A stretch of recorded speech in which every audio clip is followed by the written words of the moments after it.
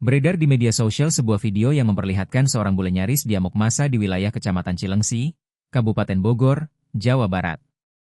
Bule berbaju hijau motif love itu nyaris babak belur karena membuat ulah di minimarket. Dalam video yang beredar, nampak karyawan minimarket yang emosi dan terpaksa menyeret bule dari dalam toko. Usut punya usut, bule tersebut kerap mengambil makanan di minimarket dan tak membayarnya. Saat dijinjing karyawan minimarket, bule tersebut berontak. Dia berupaya melepaskan diri dari jeratan karyawan minimarket. Hanya saja bule berbaju hijau dan celana boxer itu tak berdaya. Sementara di sisi lain, ada perempuan yang merekam momen kegaduhan dari dalam mobil. Warga pun menduga bahwa bule tersebut sudah masuk komplotan. Kini aksi bule yang nyaris dipukul karyawan minimarket tersebut sontak menarik perhatian dari warganet. Tak sedikit dari warganet yang mengecam aksi sang bule serta meminta pihak berwajib untuk menindaklanjuti peristiwa tersebut.